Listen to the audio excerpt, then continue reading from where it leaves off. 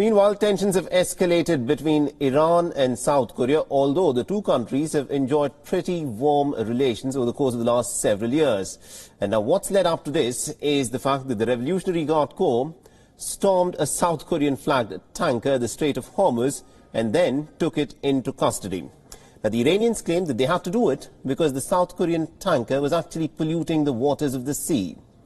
Now, this, of course, is in a long line of the many times that this Iranian state has stepped up and has said that it has taken a vessel of a foreign nation under custody. South Korea is now under pressure to release about $7 billion of funds which have been frozen at the behest of US sanctions that it is bound to release to Iran.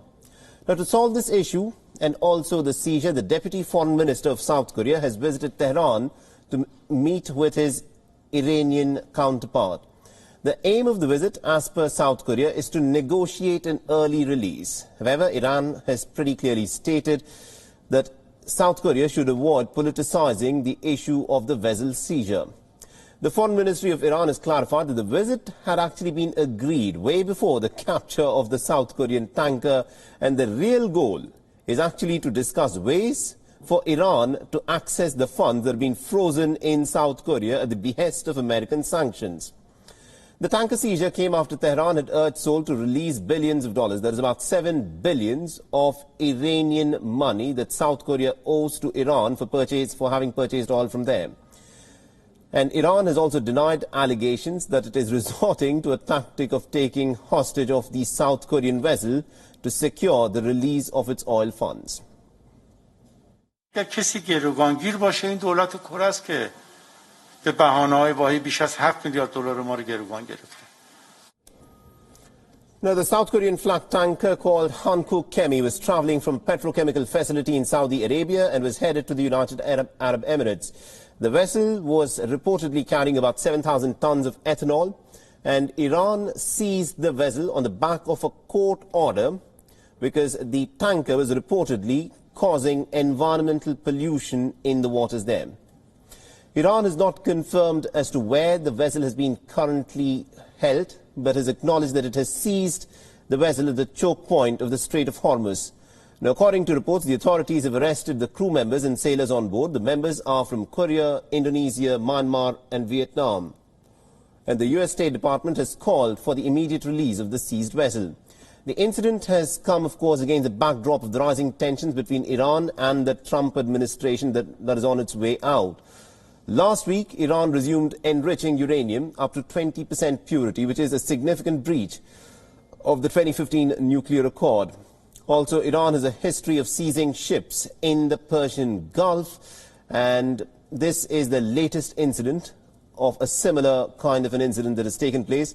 Now, the Iranian Republic is furious at South Korea for refusing to release billions of dollars of funds of Iran oil export revenue that South Korea owes to Iran. Now, Iran has access to two South Korean banks to store and use its assets, the Woori Bank and also the Industrial Bank of Korea, that acts as a payment gateway for both the countries. In June last year, the Iranian Central Bank blamed South Korea from preventing the country from using its own money to purchase food and medicines during the peak of the pandemic. Iran's foreign ministry claims that South Korea owes it about $7 billion in terms of arrears for oil exports in 2017.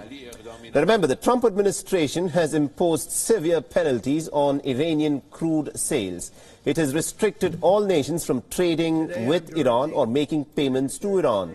And in November 2018, the Trump government announced a waiver for a few months for the major oil buyers that included South Korea.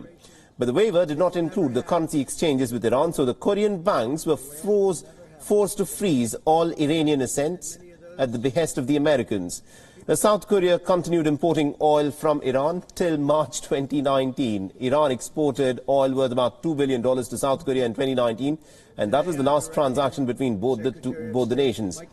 Now, South Korea had provided medicines worth about $500,000 to Iran in June last year after getting an approval from Washington. Now, food and medicine trade is exempted from US sanctions, and South Korea has insisted that it always works within the US sanctions framework. and is now looking for ways to secure exemptions for humanitarian supplies. Therefore, right now, the vessel and the country are caught in a bit of a limbo between Iran and the United States.